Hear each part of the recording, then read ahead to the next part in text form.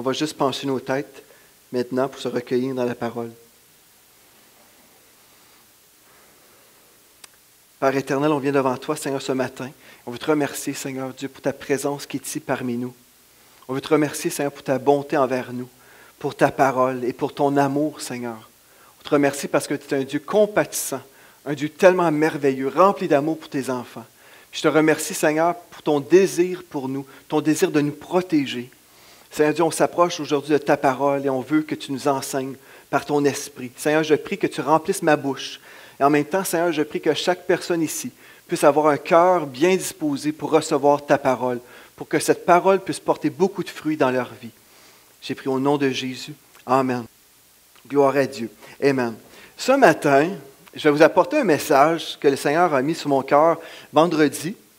Comme j'étais là, j'entendais dans mon esprit vraiment des versets de la parole de Dieu. Vous savez, quand le Seigneur nous parle, quand le Seigneur a un message pour nous, des fois, c'est pour nous prévenir de certaines choses qui vont arriver. Donc, on appelle ça parfois un message prophétique. Et des fois, comme on est là, le Seigneur prépare son Église à vivre des choses. Le Seigneur, en même temps, veut protéger son Église. Amen? Notre Dieu est comme ça. Notre Dieu nous aime et puis le Seigneur veut nous protéger. Il veut nous protéger de l'agenda de l'ennemi. Et comme nous marchons avec le Seigneur, nous savons qu'il nous conduit dans de verts pâturages. Et le Seigneur a toujours notre bien à cœur. Il a toujours notre bien dans son cœur. Le Seigneur veut nous bénir. Donc, ce que je suis en train de vous dire, c'est que le Seigneur, aujourd'hui, veut nous parler. Et les versets que le Seigneur a déposés sur mon cœur, c'est des versets que moi, je n'ai jamais entendu prêcher de toute ma vie. Je peux vous dire, moi, j'ai été à l'Église depuis que je suis au monde, depuis que je suis sur cette terre, dans le ventre de ma mère, j'allais à l'Église chaque dimanche matin. Et le premier dimanche que je suis venu au monde, j'étais à l'Église. J'ai été élevé comme ça. On a toujours été à l'Église. Et puis, si j'ai manqué des réunions, bien, c'était vraiment exceptionnel. Donc, je peux vous dire, toute ma vie, j'ai été à l'Église. Et pourtant, je n'ai jamais entendu prêcher un message sur ce que je vais vous prêcher aujourd'hui. Et une des raisons, je crois, c'est que des fois, il y a des versets dans la parole de Dieu qui semblent difficiles à prêcher. Et des fois, on aime prêcher des versets qui sont faciles à prêcher. Comme Jean 3,16, par exemple. C'est facile de prêcher sur Jean 3,16, n'est-ce pas? N'importe qui ici pourrait prêcher sur Jean 3,16, probablement. Donc, oui, c'est merveilleux de prêcher les versets qui nous bénissent, mais il y a d'autres versets, d'autres passages de la parole de Dieu qui sont parfois plus compliqués ou parfois plus difficiles à livrer. Mais le Seigneur nous appelle à prêcher tout le conseil de Dieu. Amen? Amen. Merci, Pasteur Jean. Mais le Seigneur nous appelle à prêcher tout le conseil de Dieu. Tout ce que Dieu a dit dans sa parole, c'est pour nous. Et une des raisons, je crois, que parfois il y a des divisions dans le corps de Christ, c'est parce que certains prédicateurs ont parfois eu peur de prêcher certaines choses parce qu'ils avaient peur de déranger des personnes.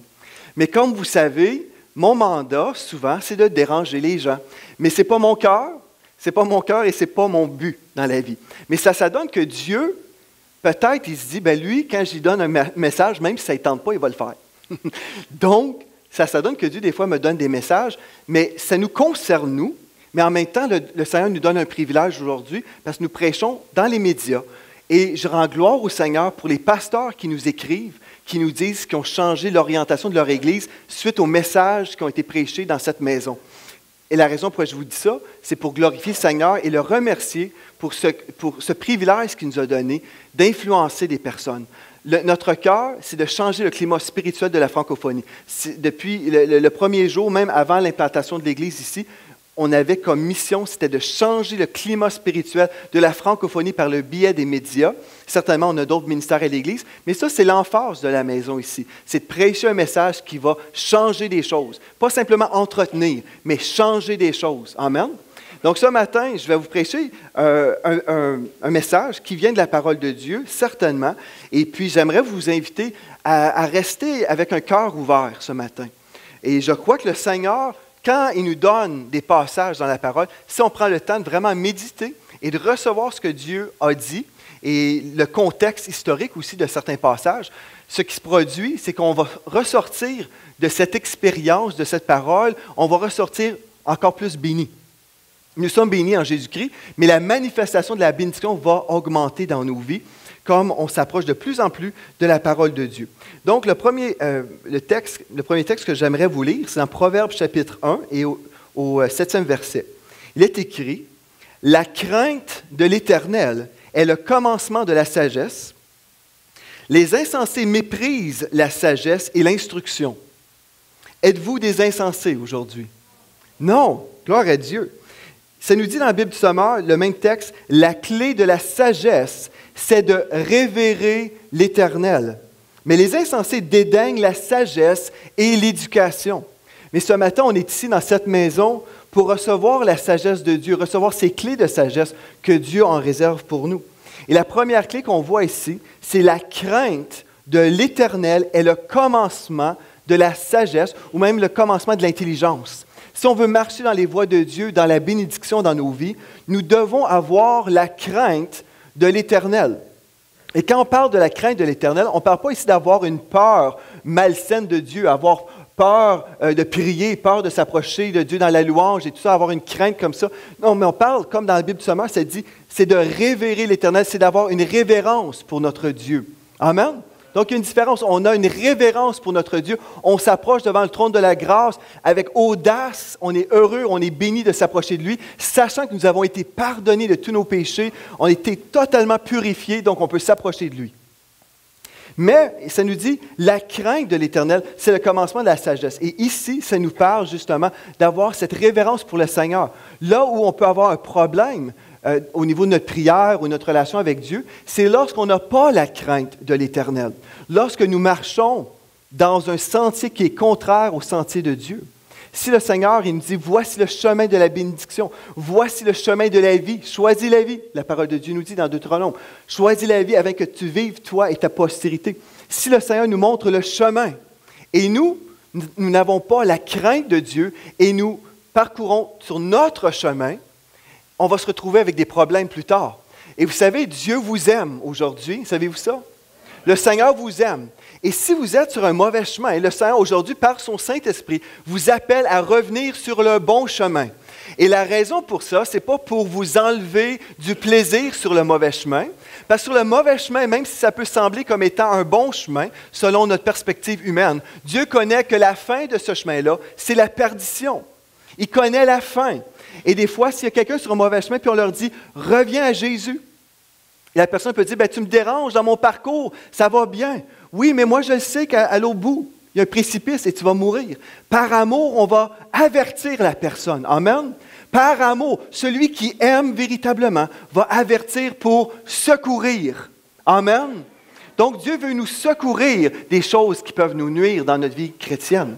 Et vous savez, le Saint-Esprit qui est ici est dans plusieurs églises, dans la présence de Dieu. Quand j'étais dans une église en Alberta, pasteur là-bas, dans les années 2003-2007.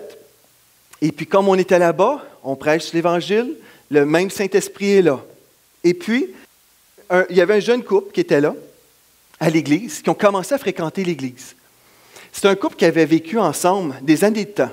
Un couple qui avait vécu ensemble, n'était pas marié, mais qui venait à l'église comme ça, et qui venait tout juste d'entendre parler de Jésus. Et sans que personne leur parle, sans que personne leur dise que leur situation était dangereuse pour eux, ils ont eu la conviction du Saint-Esprit, parce que le Saint-Esprit était présent. Et le Saint-Esprit nous parle personnellement lorsqu'une chose a changé dans notre vie, par amour, parce que Dieu nous aime. Dieu nous aime et Dieu veut qu'on soit avec lui. Et ce jeune couple sont venus me voir dans mon bureau, et ont dit « Pasteur, on habite ensemble en dehors des liens sacrés du mariage. On habite ensemble, ça fait 5 ans. Je pense que ça faisait 5 ans qu'ils habitaient ensemble. On dit, notre vie est faite ensemble, on a notre maison, on a tout ça. Mais on réalise, le Saint-Esprit nous a montré qu'on vivait dans le péché devant Dieu. Et on sait que le salaire du péché, c'est la mort. On ne veut pas se retrouver en enfer à cause de notre rébellion aujourd'hui. On veut mettre notre vie en règle. Qu'est-ce qu'on peut faire? Et moi, je dis gloire à Dieu pour ça. Amen. Des gens qui ont une crainte de Dieu, qui veulent honorer le Seigneur dans leur vie, qui ont une révérence pour le Dieu 3 fois saint. Et ce que j'ai dit à ce jeune couple-là, j'ai dit, je peux vous marier. Et c'était la solution. Mais la jeune femme a dit, moi, j'ai toujours eu un rêve. Je voulais avoir un beau mariage. Je voulais avoir une belle grande cérémonie. Je voulais avoir des noces comme un grand festin. Et financièrement, en ce moment, on n'a pas l'argent. Et je vais mettre de côté mon rêve pour ça. J'ai dit, non, Dieu ne te demande pas de mettre de côté ton rêve. Parce que c'est un mythe. Où des fois, les gens disent, bien, on a besoin d'avoir beaucoup d'argent pour être marié. C'est un mythe, ça. Ce que j'ai dit, écoutez, je vais faire les cours de préparation au mariage avec vous. Vous allez venir dans mon bureau. Vous allez vivre à part, parce que présentement, votre situation, c'est, vous savez vous-même, vous l'avez dit vous-même, le Saint-Esprit vous a montré que vous étiez dans un état de péché et en danger spirituel. Donc, ce que j'ai dit, vous allez mettre votre vie en règle présentement. On va faire les cours de préparation au mariage. Et si Dieu vous appelle vraiment à être marié, on va procéder au mariage. Ceci dit, j'ai dit, vous pouvez vous marier cette année. Dans le parc, on n'est même pas obligé de se marier dans une église. J'ai dit, moi, je vais aller vous marier dehors dans un parc. Et puis, vous pourrez choisir la date que vous voulez.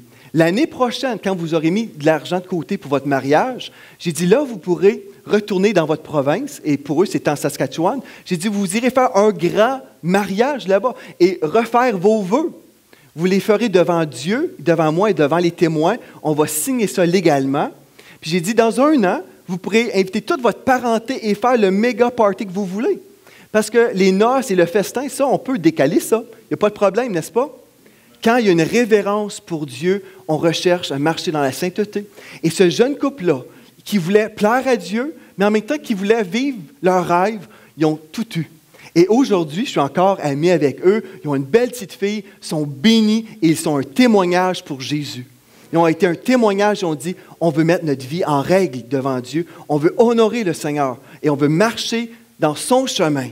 On a marché sur notre chemin trop longtemps. Aujourd'hui, on revient et on va mettre notre vie en règle. Et vous savez, aujourd'hui, peu importe, je parle de mariage, mais peu importe, si vous avez un cœur pour le Seigneur, peu importe ce que Dieu va vous appeler à faire, quand vous dites oui, vous allez vivre la bénédiction de l'Éternel. Amen.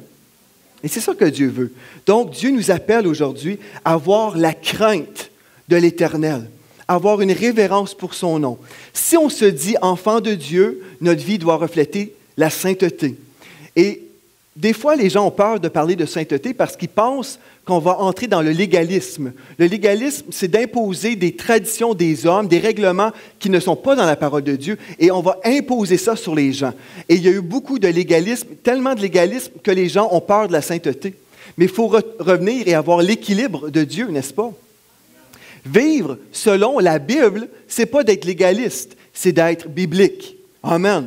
Donc, on met notre vie en règle selon Dieu, on vit bibliquement, et le légalisme, ça, on ne touche pas à ça. On ne veut rien savoir des lois des hommes, mais la loi de Dieu demeure éternellement.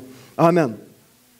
Dans Hébreux, chapitre 12, versets 28 à 29, il est écrit, dans la Bible du Sommeur, « Le royaume que nous recevons est inébranlable. Soyons donc reconnaissants et servons Dieu d'une manière qui lui soit agréable, avec soumission et respect. Car notre Dieu est un feu qui consume. » Et on comprend que le Seigneur est bon, mais nous comprenons également que le Seigneur est saint.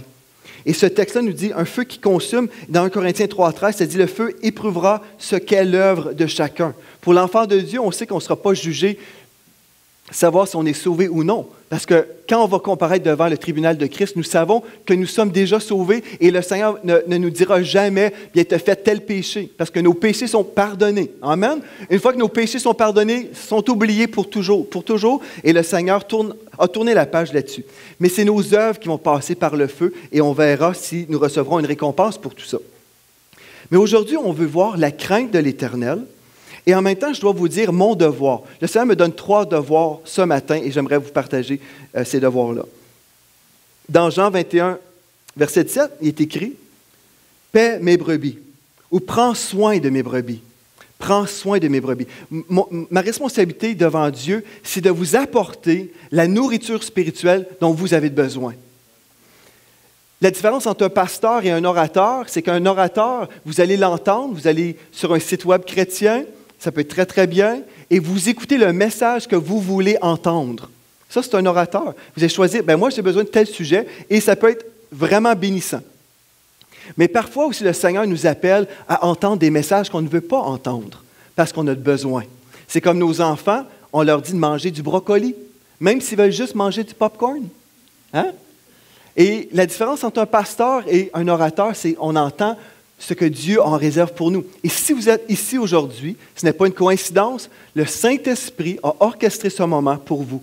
Amen. Et le Seigneur veut vous toucher, il veut vous parler, et c'est la nourriture que vous avez besoin spirituellement. Il y a des choses qui vont concerner certaines personnes et d'autres choses qui vont concerner d'autres, mais prenez aujourd'hui par la foi ce que Dieu veut vous communiquer. Donc, paix à mes brebis, prends soin de mes brebis dans la Bible du Sommeur.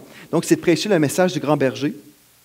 Et dans Actes 20, verset 27, ici nous lisons « Je vous ai annoncé tout le conseil de Dieu sans rien cacher. » Dans la Bible du Sommeur, ça dit « Je vous ai annoncé tout le plan de Dieu sans rien passer sous silence. » Amen.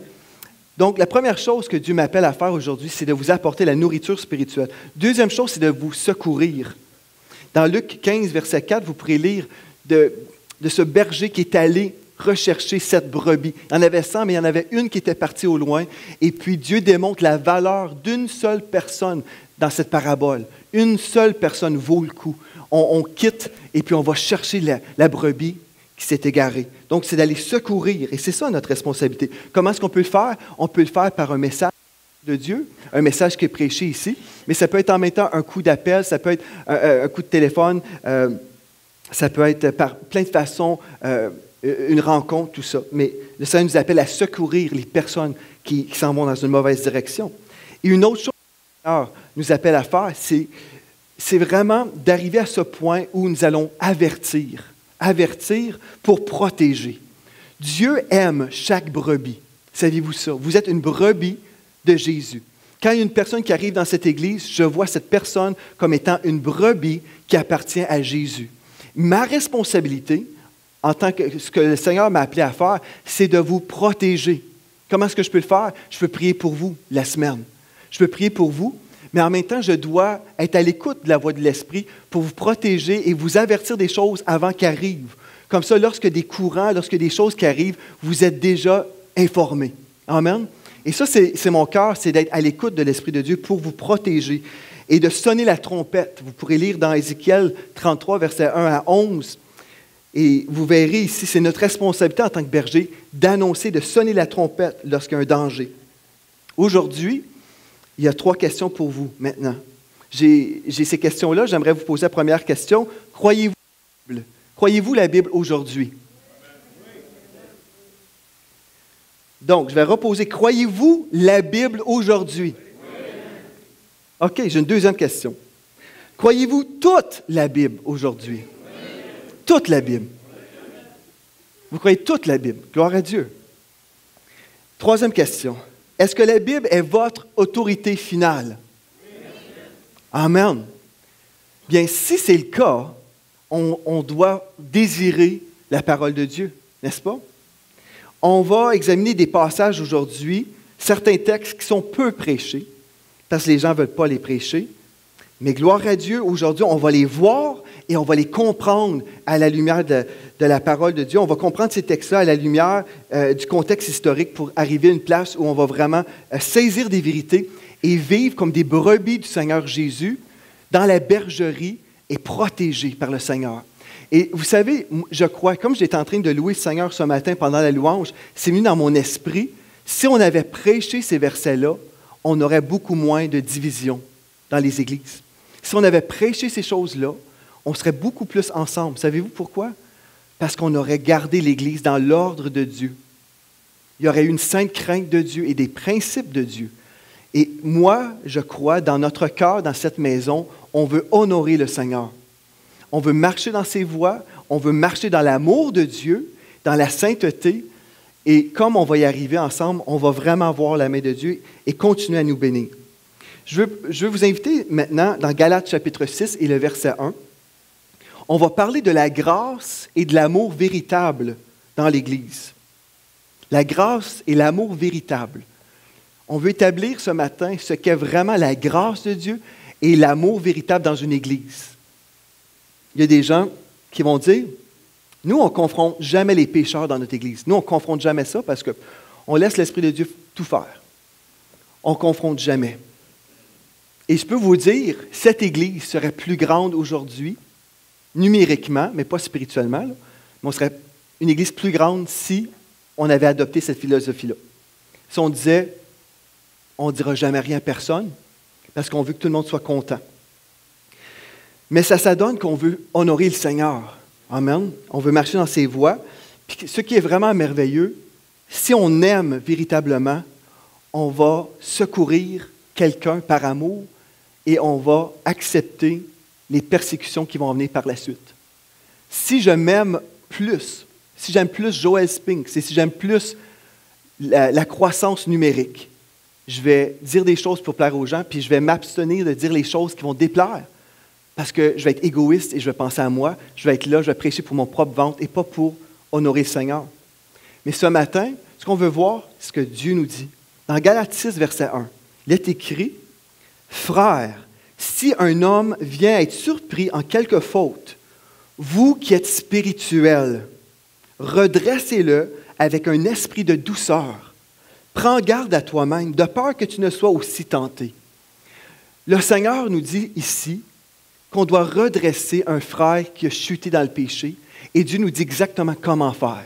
Avez-vous remarqué? Ça nous dit ici, redressez-le avec un esprit de douceur. Pourquoi, pensez-vous? Parce que le Seigneur, il connaît l'état de la brebis qui a chuté. Il sait s'il y a quelqu'un qui arrive et qui est là avec un esprit arrogant, un esprit qui est là pour écraser la personne, il sait que la brebis va s'enfuir, la brebis va avoir peur. Mais si quelqu'un arrive avec un esprit de douceur et dit « Mon frère, ma soeur, je vois que tu es à terre en ce moment, mais je veux t'aider à te relever. Je veux t'aider à penser tes blessures. Je veux t'aider. » Et puis la personne reçoit l'amour de Dieu à travers votre vie. On l'a fait selon le cœur de Dieu. Amen. Ça, c'est la grâce véritable. Mais l'amour personnel dit « La personne est à terre et je l'ignore et puis je fais comme si rien n'était. » Et puis la personne continue dans un faux chemin, s'en va loin de Dieu et vit de plus en plus de malédiction dans sa vie. Elle vit de plus en plus la malédiction dans sa vie et puis on est là, on veut rien. On ne veut rien dire parce qu'on ne veut pas déplaire. Mais l'amour de Dieu nous pousse à agir. L'amour de Dieu nous pousse à aller secourir la personne qui est à terre. Et c'est ça qu'on a toujours fait dans cette Église et c'est ça qu'on va continuer à faire parce qu'on veut honorer le Seigneur dans la maison. C'est notre mandat. Amen. Donc, vous acceptez ça? Ça, c'est l'amour véritable. L'amour véritable cherche à secourir. Amen? Et quand on vient secourir une personne, ce n'est pas avec un esprit de jugement, de condamnation, c'est avec l'amour de Dieu. Amen? Gloire à Dieu. Là, on peut se poser la question, mais comment faire? Comment pouvons-nous redresser un frère? Est-ce que Dieu nous dit comment faire? Dieu nous dit exactement comment faire et on va voir ça ensemble ce matin. Venez avec moi dans Matthieu chapitre 18. Matthieu 18, versets 15 à 17. Le cœur de Dieu, c'est toujours un cœur d'amour pour chaque brebis. Dieu connaît les brebis, Dieu les aime, Dieu veut les protéger. Dieu va tout faire. Il a déjà tout fait. Il a envoyé son fils Jésus mourir à la croix pour sauver les perdus. Et une fois que la personne est sauvée, il va tout faire dans son possible pour protéger la personne. Parce que Dieu aime, Dieu nous aime. Et on peut être les agents de Dieu. On peut être les agents du Saint-Esprit pour travailler et aider nos frères. Dans Matthieu 18, versets 15 à 17, il est écrit « Si ton frère a péché, va et repens-le à toute l'Église, appelle à droite, à gauche, parle-en à tout le monde. » Est-ce que c'est ça que ça dit? Non. Appelle, mettez ça sur Facebook et dites à tout le monde comment votre frère a péché. Non.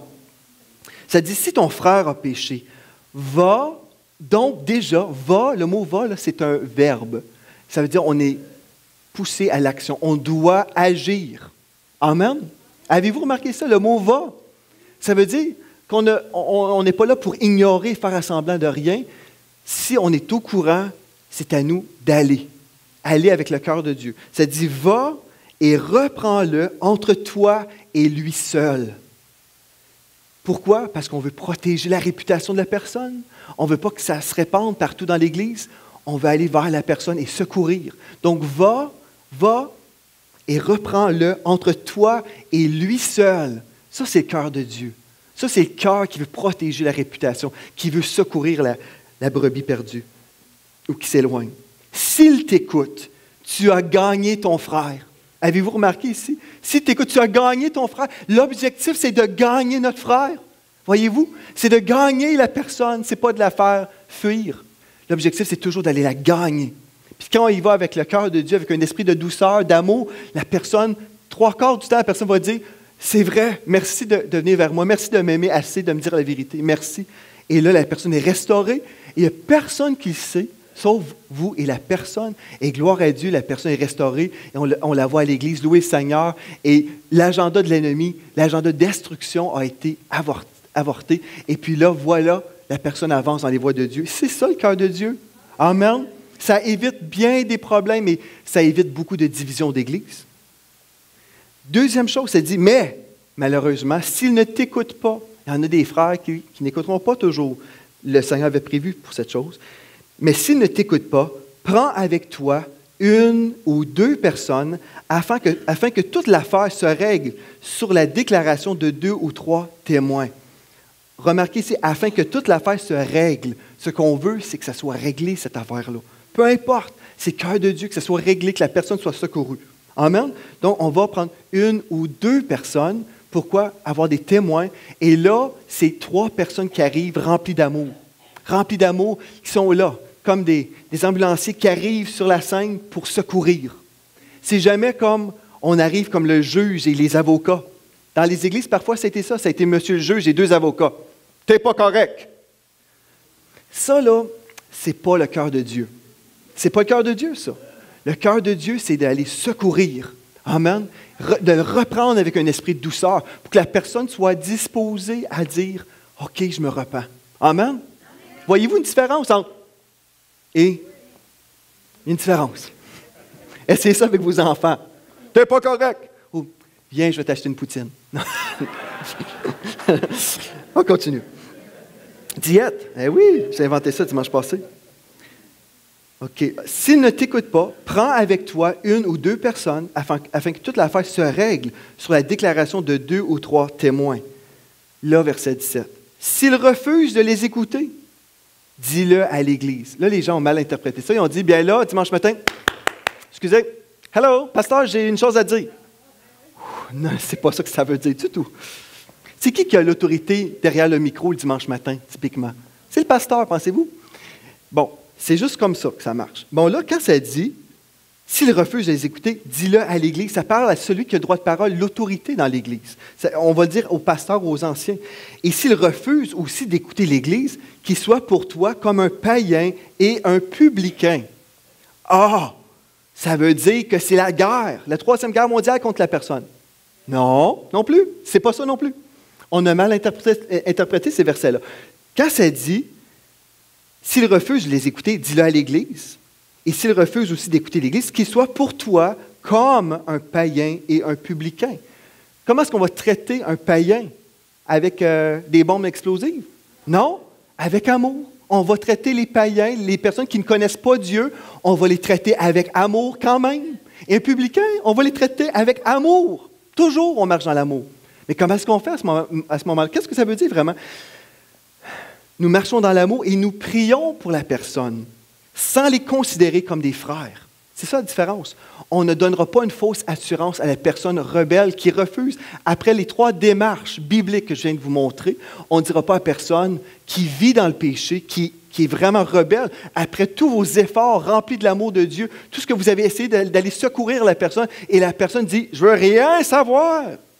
Personne comme ça qui dit « Je veux rien savoir », la seule chose que vous pouvez faire, c'est la considérer comme un publicain ou un païen. Quelqu'un qui ne connaît pas Dieu, vous la traitez comme si la personne n'est pas sauvée. Mais vous n'êtes pas là pour la juger, mais vous priez pour elle, afin qu'elle vienne à Jésus véritablement. Amen. Donc, on ne donnera pas une fausse assurance à une personne puis dire, ben, tu as déjà fait la prière de repentance, même si tu vis comme le diable, il n'y a pas de problème, mais écoute, là, c'est pas ça que Dieu nous dit pantoute. Pas du tout.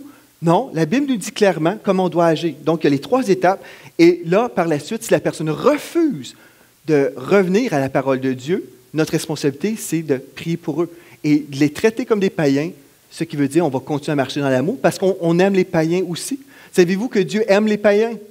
Dieu aime les païens. Donc, on veut revenir ce matin avec de l'équilibre. Amen? Mais que devons-nous faire maintenant avec les rebelles? Ici, dans 1 Samuel, chapitre 15, verset 23, dans la Bible du Sommeur, ça nous dit « L'insoumission » ou la rébellion, en anglais ça dit la rébellion, est aussi coupable que le péché de la divination. En anglais ça nous dit la sorcellerie. Quelqu'un qui est rebelle, devant la parole de Dieu, c'est aussi coupable, la Bible nous dit, que le péché de la sorcellerie. Je veux que vous compreniez ça pendant quelques instants. Parce que mon cœur, ce matin, ce n'est pas pour vous juger, mais c'est pour vous aider à comprendre. Si une personne, après 3 visites, admettons, on est allé vers une personne pour la secourir, mais après 3 visites, la personne est déterminée et dit, je ne veux pas servir Jésus-Christ, je ne veux pas mettre ma vie en règle, je veux marcher avec le diable, par exemple. C'est ça que je veux faire, mais j'aime ça la musique à EVQ, puis je veux aller chanter avec vous. Ça ne fait pas de sens, hein? Ça ne fait pas de sens. Mais la Bible nous dit de cette personne qu'une personne insoumise ou rebelle, c'est une personne aussi qui commet un péché aussi grave qu'une sorcière, que la sorcellerie. Comprenez-vous ça ce matin? Donc, être rebelle envers Dieu, le Saint-Esprit qui nous convainc et qui dit non, c'est dramatique, c'est vraiment terrible. Et on doit le comprendre. On doit vraiment comprendre ces choses-là. Si on ne comprend pas ces choses-là, ce qui se produit dans nos églises, il y a des gens que la Bible appelle des gens avec un cou raide. On leur dit quelque chose pour leur bien, mais leur cou est raide et puis ils ne veulent pas tourner dans la direction que l'Esprit de Dieu les appelle à aller. Donc, c'est des gens avec un cou raide et le moment qu'on dit quelque chose, la personne est offusquée, quitte l'Église. Des fois, la personne quitte avec un troupeau aussi dans la bergerie et va ouvrir une nouvelle Église avec un esprit de division. Mais imaginez ce qui s'est produit dans ce phénomène-là. Il y avait un esprit de sorcellerie dans ce regroupement-là. Réalisez-vous ça ce matin? Est-ce que c'est ça que la Bible nous dit? Oui, c'est très, très grave. C'est très grave. Et c'est pour ça que, comme j'étais en train de louer le Seigneur, ça me disait, si on avait mis le doigt là-dessus avant, là, il y aurait eu beaucoup moins de division dans nos églises. Mais c'est un message que peu veulent prêcher, parce que personne qui va m'envoyer des courriels cette semaine pour me dire comment ils ont été bénis. Mais peut-être que oui, qui sait. Vous avez la grâce? Vous êtes toujours là? Là, vous dites, Pasteur Joël, là, j'aurais aimé mieux que tu me prêches sur comment être guéri ce matin ou comment Dieu veut me bénir financièrement. Alléluia. Gloire à Dieu. Mais vous écouterez un enseignement sur enseigne-moi.com. J'en ai prêché des messages comme ça. Mais Seigneur, aujourd'hui, savez-vous ce que Dieu veut faire? Dieu veut protéger les brebis qui sont ici, mais aussi il y a d'autres brebis qui arrivent prochainement. Et le climat de cette maison doit rester un climat où il y a une révérence, une crainte de Dieu. Si on peut garder cette philosophie biblique et dire, dans cette maison, on a une crainte pour Dieu. Ce que Dieu a dit, la façon de procéder quand il y a des péchés, on va faire exactement ce que Dieu a dit et on va éviter les dégâts. Dans cette maison, nous marchons selon Dieu. Amen. Si on se dit tous ensemble, individuellement, là, on n'est pas rebelle, on est soumis à Dieu et on va marcher dans ses voies. Watch out! Cette Église, non seulement va continuer à être bénie comme on est là, mais elle va grandir. Et aussi, j'ai un défi aujourd'hui aux pasteurs. Je sais qu'il y a des pasteurs qui m'écrivent régulièrement, qui sont bénis par l'Église ici. Gloire à Dieu et que Dieu vous appelle à prêcher ce message-là également dans vos églises. Amen. Parce que si on peut influencer d'autres églises, peut-être même dans cette ville où on va arrêter d'aller dans un sens contraire à la voix de Dieu, Dieu va faire vraiment un grand travail parmi nous, dans nos églises. C'est ça que Dieu veut.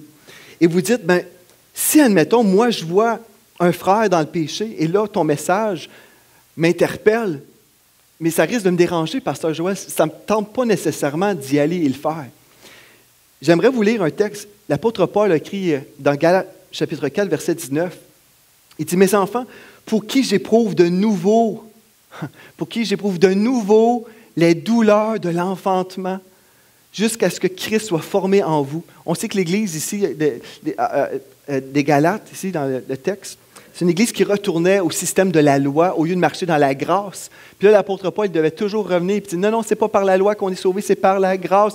Puis j'éprouve encore des douleurs dans l'enfantement. Il voulait tellement qu'ils comprennent. Et des fois, c'est douloureux, enfanter spirituellement. Des fois, ce n'est pas toujours facile.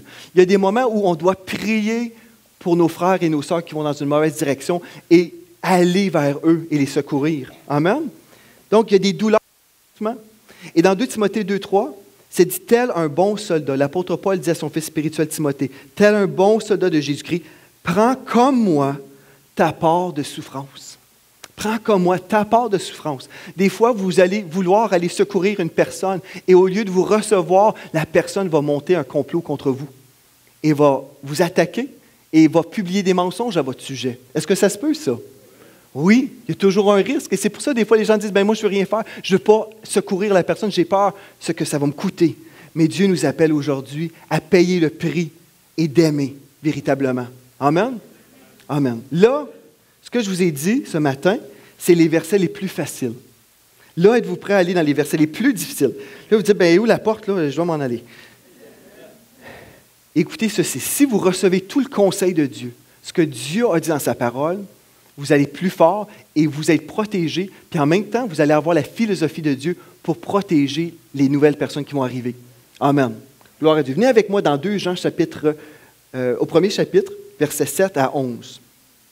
2 Jean, chapitre 1, versets 7 à 11. Là, je vais vous lire les textes que je n'ai jamais entendus dans toute ma vie chrétienne. Je n'ai jamais entendu ces textes-là lus dans les églises. Puis vous dites, mon Dieu, je me demande bien, c'est quoi ces versets-là? Je ne les ai jamais entendus prêcher dans les églises. Et puis, le Seigneur m'a dit de les prêcher. Alléluia! Merci, Seigneur! Ça me tente au bout. On va les lire. Première chose qu'on veut établir, Dieu cherche à protéger son Église, donc Dieu cherche à vous protéger. Les textes qu'on va lire ici sont pour votre protection. Amen. Dans 2 Jean, chapitre 1, versets 7 à 11. Ça nous dit, car plusieurs séducteurs sont entrés dans le monde qui ne confessent point que Jésus-Christ est venu en chair. Celui qui est tel, c'est le séducteur et l'antichrist. Prenez garde à vous-même, afin que vous ne perdiez pas le fruit de votre travail, mais que vous receviez une pleine récompense.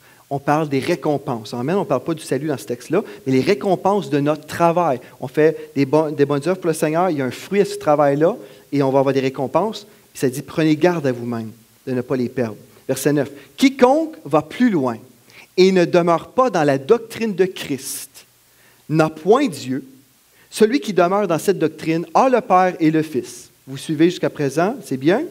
Si quelqu'un vient à vous et n'apporte pas cette doctrine, ne le recevez pas dans votre maison et ne lui dites pas salut, car celui qui dit salut participe à ses mauvaises œuvres.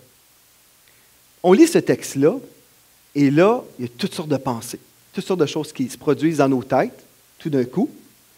Mais vous savez, ce qu'on doit comprendre dans ce texte, ça s'adresse à une église qui se passait dans une maison. Et je vais vous lire dans la Bible du Sommeur, j'ai pris le temps d'imprimer ces textes-là. Je veux vous lire à partir de la Bible du Sommeur. Êtes-vous toujours réveillés avec moi ce matin? On va le lire ensemble. Je veux vous lire exactement le but de cette lettre-là et comment ça nous implique aujourd'hui. Là, dans 2 Jean chapitre 1, commençons au premier verset. Il est écrit « L'Ancien », qui est Jean qui écrit. Donc, l'Ancien à la dame que Dieu a choisie. Nous savons qu'il y avait une dame ici, responsable de l'Église, qui se rencontrait dans sa maison. Donc, si vous comprenez, à l'époque, dans l'Église primitive, cette femme-là est en charge d'une Église. Il y a les gens, les frères, les sœurs qui viennent à l'Église, dans sa maison. On comprend que l'Église, ce n'est pas un bâtiment avec un pignon, n'est-ce pas? Mais c'est nous. Nous sommes l'Église. Et ça donne que cette Église-là se rencontrait dans la maison de cette dame.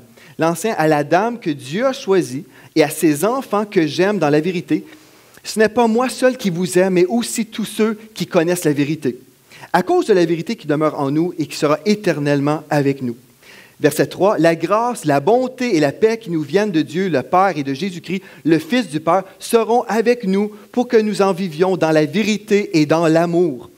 J'ai éprouvé une très grande joie à voir certains de tes enfants vivre selon la vérité. Donc, c'est super ça. Jean dit à cette dame, je suis super content qu'il y ait des gens qui marchent dans la vérité dans ton Église, comme nous en avons reçu le commandement du Père.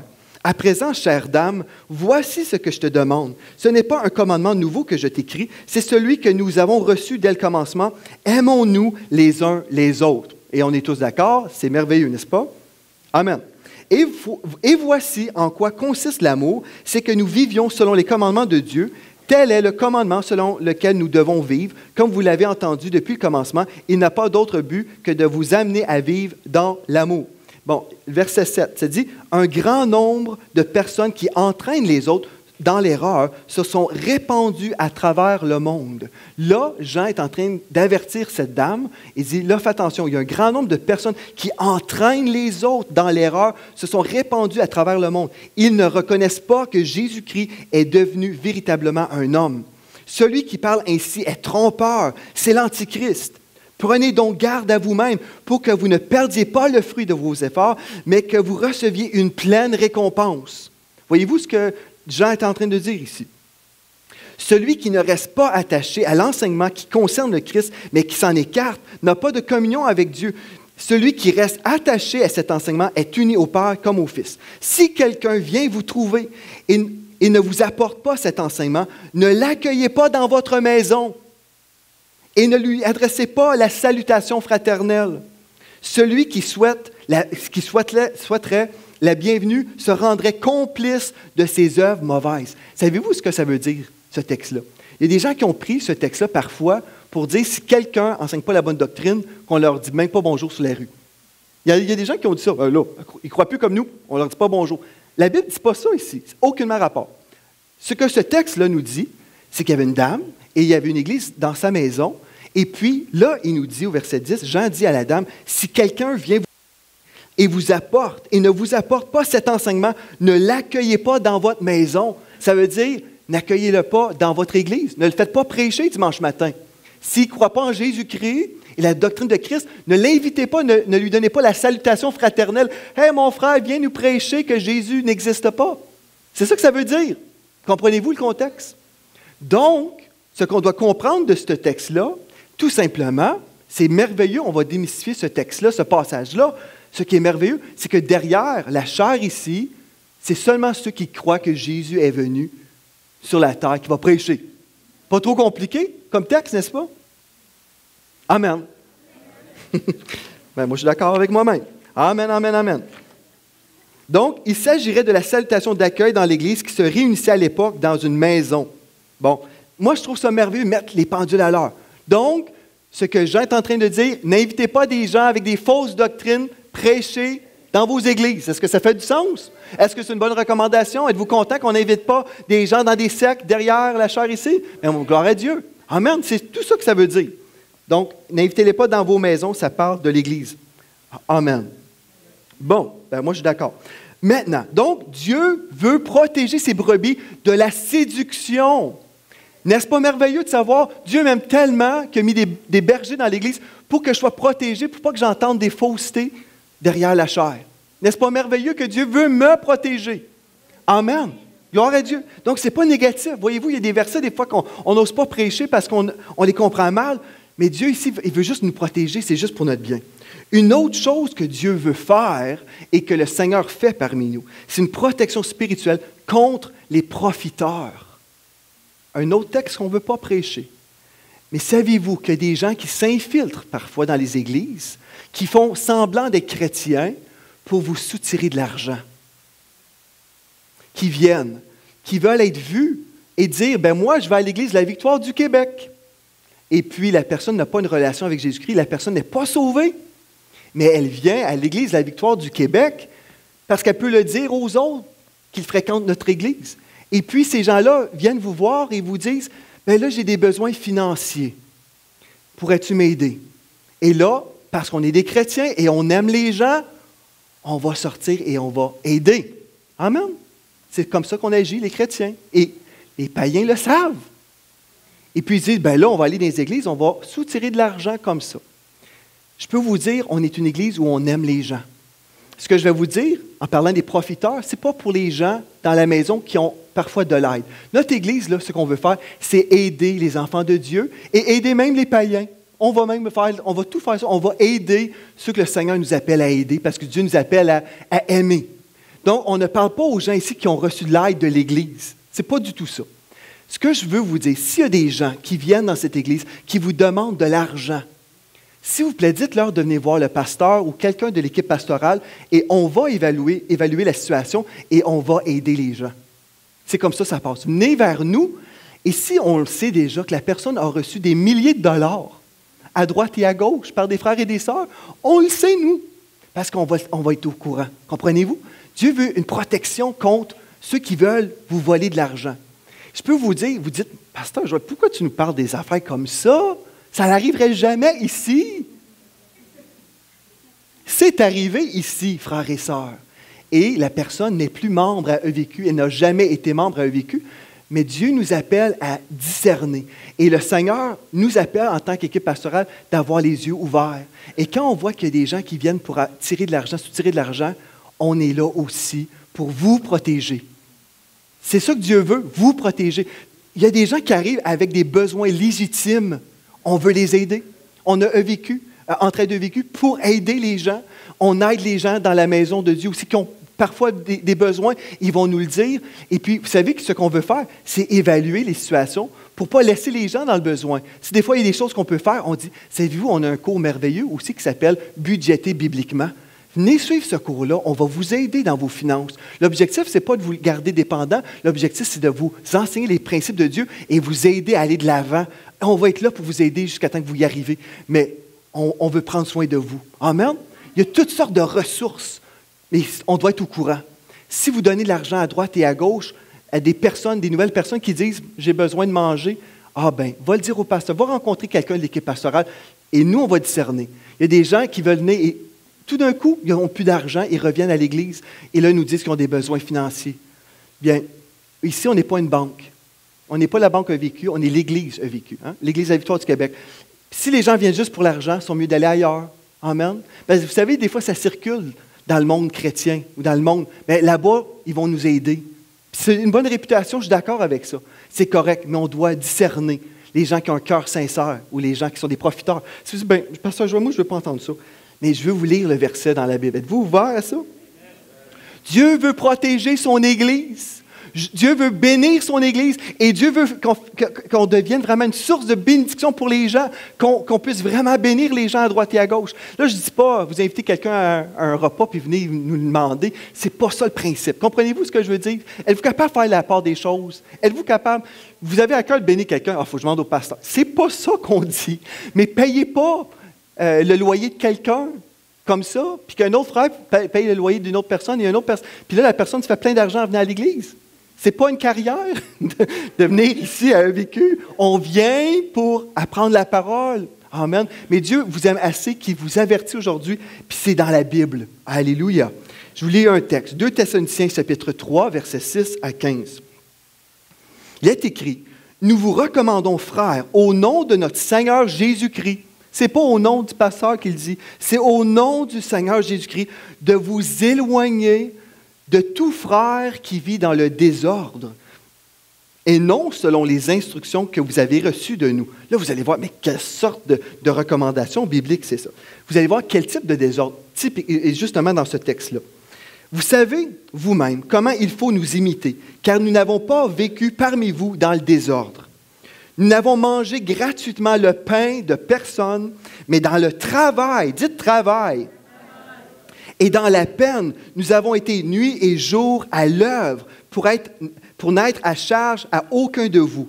Ce n'est pas que nous n'en eussions le droit, mais nous avons voulu donner en nous-mêmes un modèle à imiter. Donc l'apôtre Paul est en train de dire ici, on travaillait, on sait que l'apôtre Paul faisait des tentes. Et puis là, il est en train de dire ici à l'Église en Thessalonique, quand on était chez vous, là, parce qu'il connaissait le contexte, il y avait des prêtres profiteurs, des prêtres païens à l'époque, puis lui, il voulait tellement être différent, il a dit, écoute, même si on a le droit de recevoir notre salaire, mais il dit ailleurs dans d'autres passages, il dit, je voulais tellement être un modèle pour vous, je n'ai même pas pris de paye avec vous, parce que justement, je voulais vous montrer, je voulais vous servir de modèle.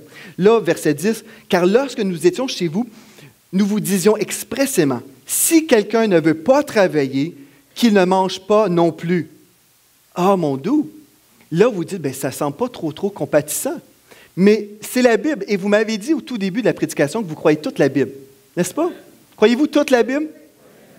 Encore? Vous la croyez encore toute? Bon, super.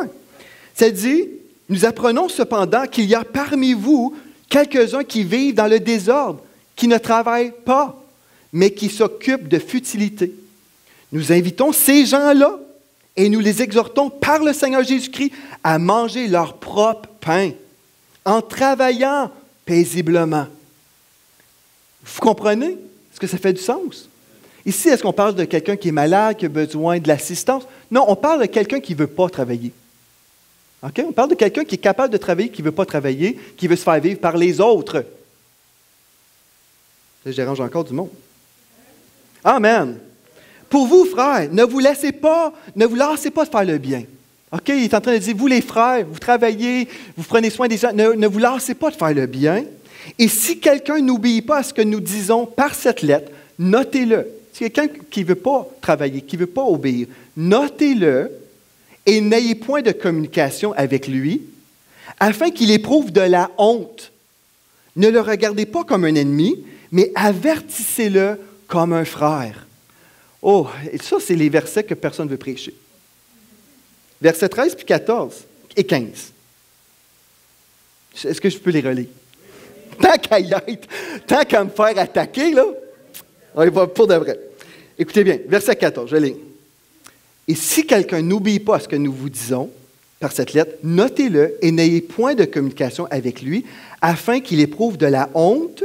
Ne le regardez pas comme un ennemi, mais avertissez-le comme un frère. Dans une autre version, ça dit « cessez de le fréquenter » dans la Bible des peuples. Cessez de le fréquenter. Hey, mais c'est sévère. Vous dites « mais c'est donc sévère la Bible ». Ici, savez-vous comment c'est sévère? C'est pas que Dieu va être sévère, mais ici, il s'adresse à quelqu'un de non repentant. C'est ça l'affaire. C'est quelqu'un qui ne veut pas travailler. Puis ça dit, avertissez-le. Dites-lui, écoute, tu ne peux pas vivre dépendant de tout le monde, puis siphonner de l'argent de tout le monde à droite puis à gauche. Puis si la personne dit, non, je ne veux rien savoir, moi, je vais continuer comme ça, puis vous me devez. Moi, je vais à EVQ, là, puis vous dites, vous prenez soin des pauvres, là, mais moi, je suis pauvre. Mais ça dit, n'ayez point de communication. Une personne comme ça, rebelle, qui ne veut pas travailler, qui ne veut pas s'aider, comme la Bible nous dit si bien, aide-toi, le ciel t'aidera. Non, ce n'est pas dans la Bible, ça. Mais la pensée, quelqu'un qui veut siphonner comme ça, la Bible dit, n'ayez pas de communication avec lui, mais avertissez-le. Mais on garde la porte ouverte. On dit, écoute, mon frère, ça ne se peut pas là, que tu dépendes sur tout le monde. Là, on va prier ensemble et on va t'aider à trouver un travail. Amen? On va t'aider à trouver un travail. Et pendant un temps, là, si tu n'en trouves pas de travail rémunéré, là, fais du bénévolat, fais quelque chose. Commence, sors de chez vous, fais quelque chose. Sers. Et là, le Seigneur va entreprendre. Et Dieu va entreprendre pour toi. Puis si le moment que la personne dit « OK, je vais le faire », là, ça vient de s'éteindre. Le moment que la personne n'est plus rebelle, mais elle dit « OK, je vais me trouver une job. Mais là, j'ai besoin de manger. Là, j'ai été de même trop longtemps, mais là, comment est-ce que on va l'aider? Encore. Parce qu'on est comme ça. La personne dit oui, là, je veux. Parfait, on va t'aider, puis on va t'aider à arriver à avoir un travail. Puis on va être avec toi, comprenez-vous? Comprenez-vous? On ne délaisse pas les gens. Mais les gens qui sont rebelles, elle dit de ne pas avoir de communication avec eux. Pourquoi? De ne pas entretenir une relation avec eux. Parce que si on se rappelle au début, quelqu'un de rebelle, c'est quelqu'un qui est aussi pire, qui est aussi coupable que le péché de la sorcellerie. Voyez-vous? C'est que là, on a le péché de la sorcellerie, puis on se dit, ben là, il ne veut juste pas travailler. C'est quoi l'affaire? Ben, c'est très grave parce qu'il a été repris, puis on a fait les étapes de la Bible avec la personne pour que la personne revienne sur le bon chemin. Mais si la personne est rebelle, la discipline spirituelle s'adresse aux rebelles qui ne veulent pas marcher avec Dieu. OK? Puis voyez-vous pourquoi ça me tentait de prêcher ce message-là? C'est bénissant, hein? Alléluia! Gloire à Dieu. Êtes-vous prêts? Je vais terminer bientôt, mais il me reste un autre point pour mettre la cerise sur le Sunday.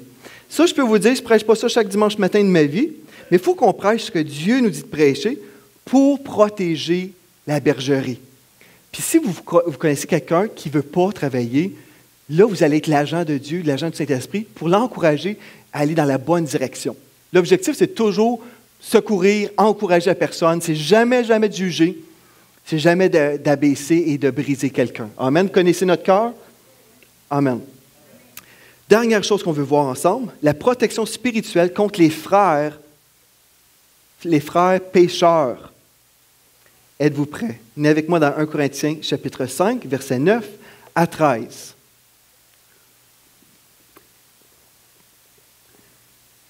La dernière portion qu'on va voir ensemble, la protection spirituelle, cette fois-ci, contre des pécheurs.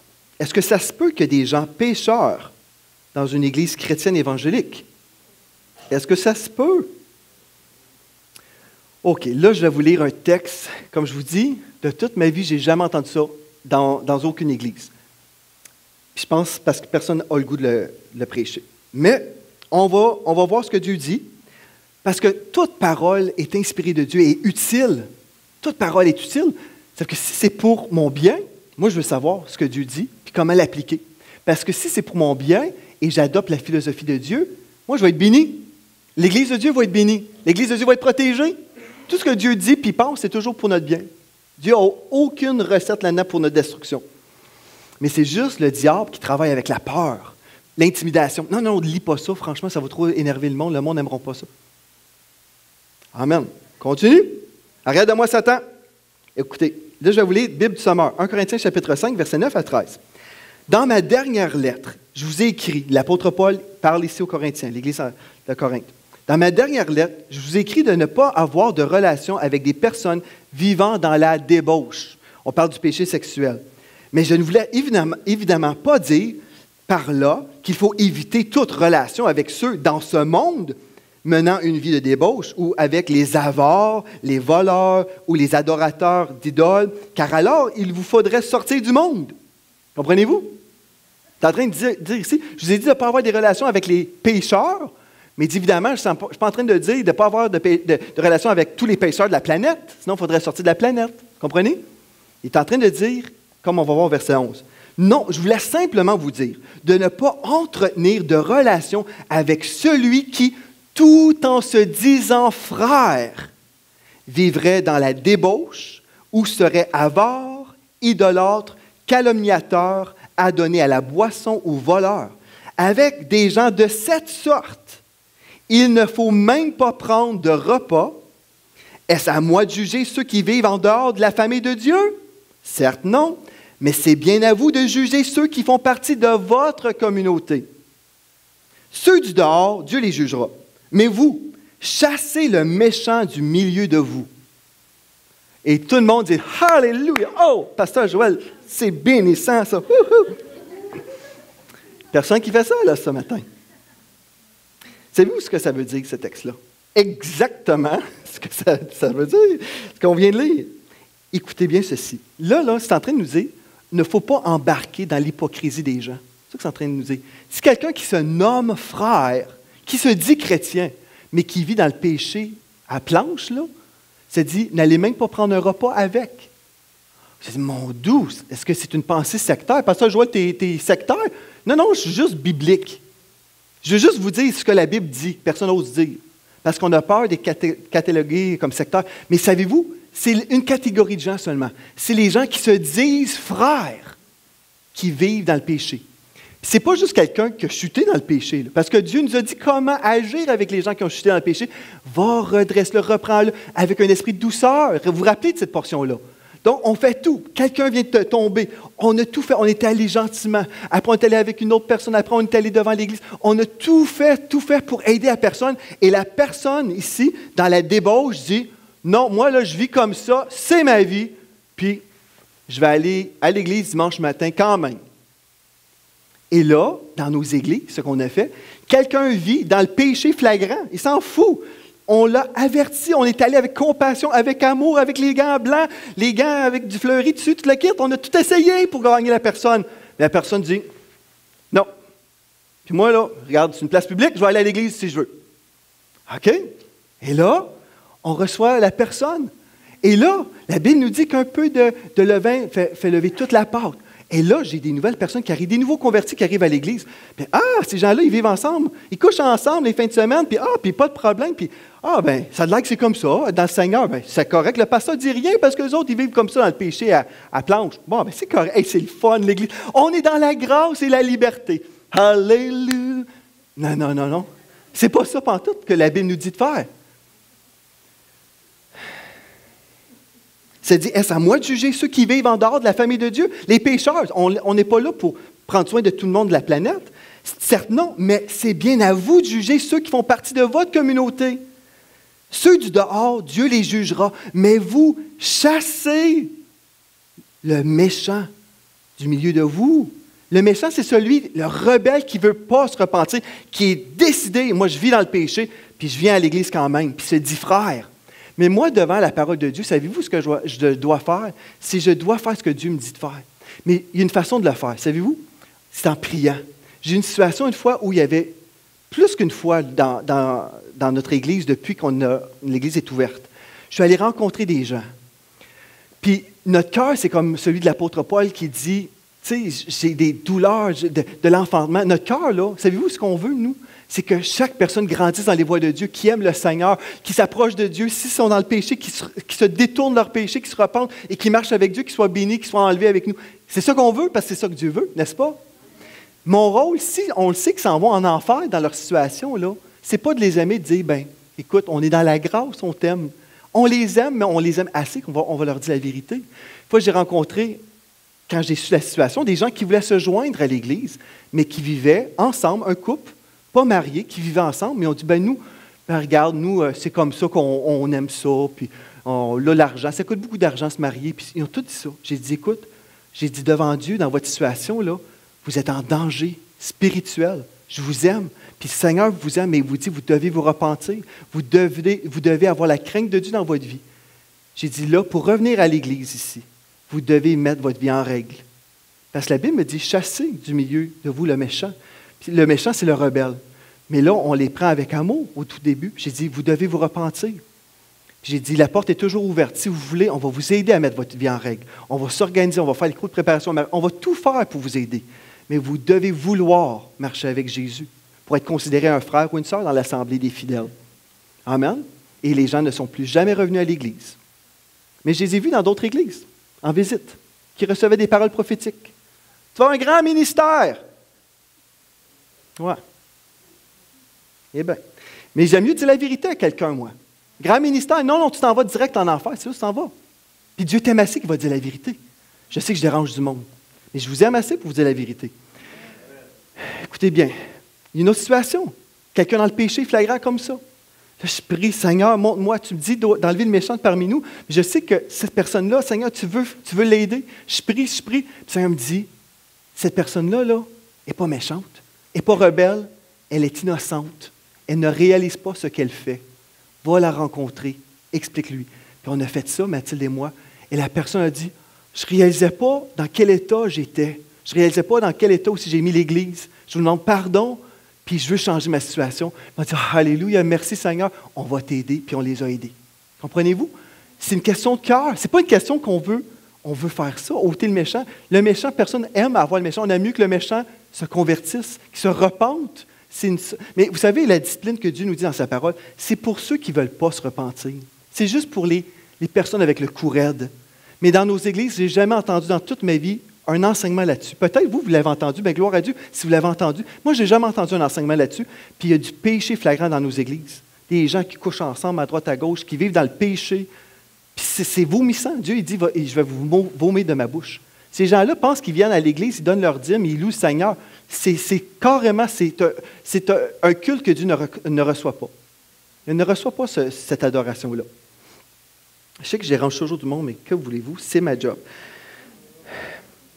Là, un autre texte, vous dit, c'est juste un texte. Comprenez, Dieu vous aime. Si vous êtes dans le péché, là, moi, là, je vais tout faire pour vous aider à vous en sortir. J'ai déjà dit ça une fois à une personne. J'ai dit, nous, là, notre cœur, c'est jamais tourner la page sur quelqu'un. On veut tourner la page sur la sentence de mort sur votre tête. Comprenez-vous ça? Vous avez une sentence de mort. On veut arracher cette page-là sur votre vie, puis vous dire, voici le chemin de Dieu, marchez dedans. Parce qu'on vous aime et Dieu vous aime. Quand Dieu nous reprend, c'est parce qu'il nous aime. C'est ça que la Bible nous dit. Dieu nous aime. Il veut qu'on marche avec lui. Amen. Donc, dans la maison de Dieu, nous devons défendre et appuyer les standards de la sainteté. Amen. Donc, ici, c'est dit dans Galates 5,12, « Puissent être retranchés ceux qui mettent le trouble parmi vous. » Et malheureusement, dans l'Église, depuis l'ouverture de l'Église, on est obligé parfois de confronter les gens et de dire, vous vivez dans le péché en ce moment, vous avez le choix. Jésus ou le diable, la vie ou la mort. Et la personne comprenait ceci. Une personne qui m'a déjà dit, ben moi, écoute, là, c'est progressif. Je prends mon temps pour marcher avec Dieu. Quand je vais me décider, ça ne marche pas comme ça, enfant de Dieu. Savez-vous ce qui est progressif? Une guérison peut être progressive. Mais une décision, c'est instantané. C'est soit je dis, j'accepte Jésus-Christ dans ma vie et la seigneurie, que Jésus est Seigneur de ma vie. Soit que j'accepte que Jésus est Seigneur ou l'absence de ma décision, le fait de ne pas me décider, c'est une décision en soi. C'est de rester avec Satan et de rester avec la malédiction et les conséquences de la malédiction. On a dit à la personne qui nous disait ça, il faut que je prenne mon temps pour me décider. Non. Tu te décides et la guérison, ça peut prendre des années comme tu voudras. On va prendre le temps, tout ça, il n'y a pas de problème pour la guérison. On va prier avec toi, tu vas pouvoir évacuer, nous parler de tes choses, pas de problème. Mais la décision, ça se fait comme ça. Oui, je veux Jésus ou non, je ne le veux pas. Comprenez-vous, enfants de Dieu?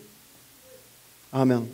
Puis en passant, je veux juste rajouter ceci. Si quelqu'un arrive dans la maison, on a eu des personnes de toutes sortes, des prostituées qui peuvent arriver, des personnes super mal arrangées, qui sont indécentes. Qu'est-ce qu'on fait avec une personne comme ça? On les reçoit avec amour. Pourquoi?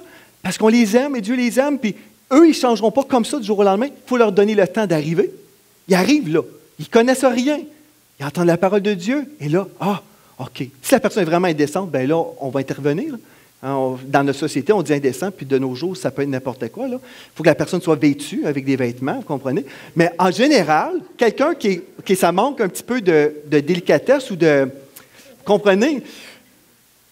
On leur donne le temps de recevoir le message. Ils ne peuvent pas être sauvés avant de rentrer dans la porte. Il faut les laisser rentrer comme ils sont. Dieu, le Seigneur Jésus les accepte, les reçoit. Mais l'amour véritable, je veux vous dire, enfants de Dieu, frères et sœurs, l'amour véritable, ce n'est pas ce qu'on vous prêche des fois, que tout est beau, on ne dit jamais rien à personne, on aime tout le monde, puis on dit rien, puis on est toute une gang de pécheurs, puis toutes sortes d'affaires de désordre dans la maison de Dieu, puis pourtant Dieu nous a donné d'autres recommandations, d'autres prescriptions. Qu'est-ce qu'on va faire? La grosse mode ou ce que Dieu dit? Moi, je veux faire ce que Dieu dit. Écoutez bien, on a voulu une des fois intervenir. Au lieu de secourir celui dans le péché, certains croyants se sont opposés à la discipline biblique en appuyant la personne dans sa rébellion, disant « Ben non, c'est correct, tu peux continuer à dormir avec ton chum. C'est le pasteur qui est trop légaliste. » Au lieu de plaider avec elle, de revenir à Dieu, de se repentir, la personne dit « Continue dans ton chemin de la mort, parce que moi je t'aime, puis moi je suis gracieux. » Ça, ce n'est pas de l'amour. Ça, c'est de s'aimer soi-même à un tel point qu'on n'est pas prêt à secourir notre prochain qui est en chemin vers l'enfer. Dans 2 Corinthiens 5, 20, ça dit « Nous vous en supplions au nom de Jésus-Christ, soyez réconciliés avec Dieu. » C'est le cœur de cette maison, soyez réconciliés avec Dieu. Si vous êtes dans une situation de péché aujourd'hui, le Seigneur est là pour vous recevoir, pour vous pardonner. Il est là, Dieu nous aime, il veut qu'on vienne vers lui. Il a tout accompli, il a tout payé pour qu'on soit sauvés. Il veut nous sauver, il veut nous délivrer de la sentence de la mort. Mais on ne peut pas marcher avec Satan et Jésus en même temps. On doit faire notre choix, enfant de Dieu.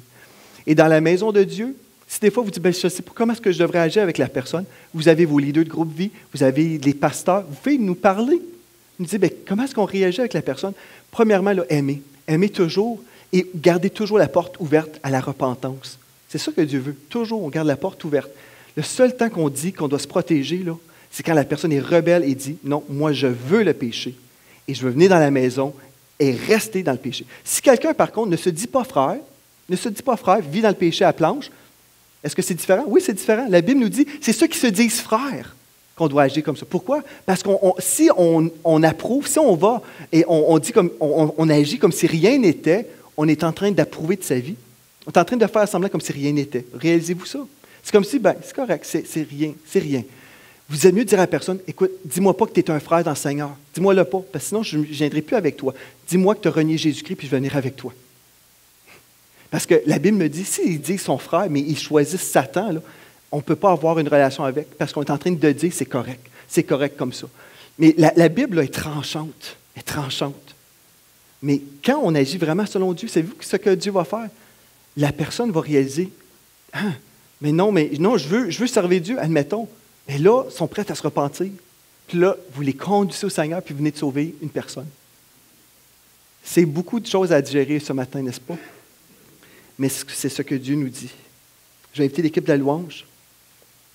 Aujourd'hui, je veux ouvrir la porte à n'importe qui se dirait, aujourd'hui, je veux mettre ma vie en règle. Je veux mettre ma vie en règle devant le Seigneur. Je ne veux pas avoir un coup raide. Je ne vous ai pas prêché ce message-là parce que ça me tentait. Je vous ai prêché ce message-là parce que le Seigneur m'a dit de vous prêcher ça. Parce que Dieu aime cette Église et Dieu aime les brebis et Dieu veut vous protéger. Il veut que chaque personne ici ait la vie et la vie en abondance. C'est le cœur de Dieu. Ne croyez pas le mensonge du diable qui vous dirait le contraire. Dieu vous aime. Dieu veut vous sauver.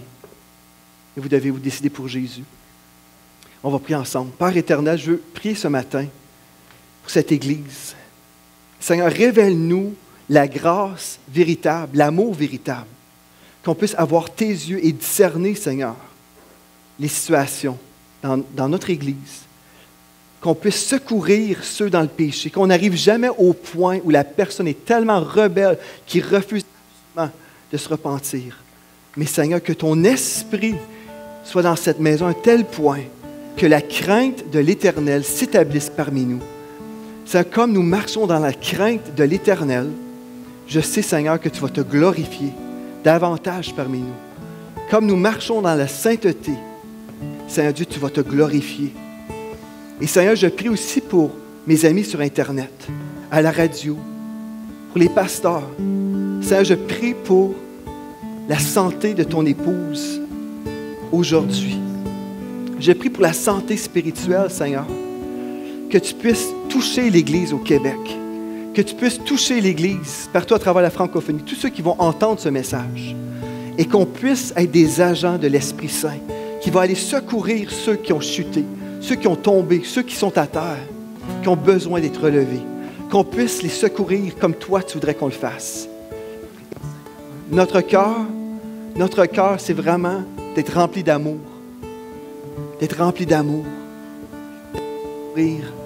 de secourir ceux, Seigneur Dieu, qui ont besoin de ta touche. Ce matin, Seigneur, comme ton esprit est ici, et comme ce message est déposé dans les cœurs ce matin, je prie que chaque personne ici puisse vouloir mettre leur vie en règle avec toi. S'il y a des gens, Seigneur, qui sont dans le péché, je prie, Seigneur, que tu leur donnes le courage de venir demander de l'aide, qu'ils viennent me rencontrer et me demander de l'aide. Parce que, Seigneur, tu n'es pas là, tu ne les attends pas avec un bat de baseball, tu les attends avec les bras tout grands ouverts. Tu nous reçois dans notre état et tu nous aimes. Tu veux nous délivrer. Tu veux nous guérir. Tu veux penser nos blessures. Tu es un Dieu tellement rempli d'amour. Et Seigneur, je prie maintenant que la conviction de ton esprit vienne et touche ceux dans le besoin ce matin. Toi, tu les connais. Merci, Seigneur Dieu. Alléluia. Gloire à toi, Seigneur Jésus. Il y a des gens ici qui n'ont jamais fait de Jésus le Seigneur de leur vie, qui disent le message, moi vraiment, de donner ma vie au Seigneur Jésus, je ne l'ai jamais fait. Je veux donner ma vie à Jésus. Pouvez-vous lever votre main là où vous êtes? Si vous n'avez jamais dit à Jésus, je veux donner ma vie, je veux mettre ma vie en règle aujourd'hui avec le Seigneur, levez la main là où vous êtes et je vais prier pour vous. Alléluia. La prière est simple, vous avez simplement à dire, Seigneur, je te demande de me pardonner de tous mes péchés. Lave-moi dans ton sang, purifie-moi. Je te donne ma vie. Amen. Je veux juste vous dire aussi ce matin, oui, vous pouvez venir ici, monsieur. Amen. Peut-être Pasteur Jérémie voudrait-tu venir prier avec le frère? Amen. S'il y en a d'autres ce matin qui disent, moi je veux donner ma vie à Jésus-Christ, le Seigneur est là pour recevoir ce matin. Alléluia. Gloire à toi, Seigneur Jésus. Pasteur Jérémie va prier avec vous ce matin. Gloire à Dieu. Ça prend beaucoup de courage de se lever de notre état de mort et dire, je veux rentrer dans la vie. Des fois, il faut marcher sur notre orgueil. Mais c'est un jour de miracle. C'est un jour de miracle. Une seule brebis, ça vaut le coup. Amen. Je veux te remercier pour l'œuvre de la croix, parce qu'il n'y a personne qui mérite le pardon. Il n'y a personne qui méritait d'être secouru. Mais parce que tu nous as aimés, Seigneur, tu t'es déplacé du ciel à la terre pour nous sauver. On ne méritait rien, on ne méritait pas ton amour, on ne méritait pas ton pardon. Mais Seigneur, tu nous as reçus comme nous sommes. Merci, Seigneur, parce que tu fais de nous tes enfants. Merci parce que nous sommes lavés aujourd'hui. Merci qu'il n'y a aucune condamnation pour ceux qui sont en Jésus-Christ, parce qu'on t'a demandé pardon, parce que ton sang nous a parfaitement pardonné.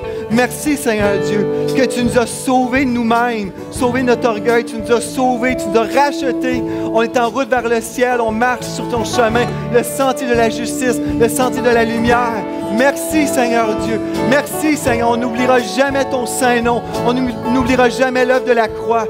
Merci, Seigneur Dieu. Merci, on est reconnaissant ce matin. Est-ce qu'on peut le louer ce matin, être reconnaissant parce que nous avons été sauvés, purifiés par son sang. Alléluia. Oh, gloire à toi. Alléluia.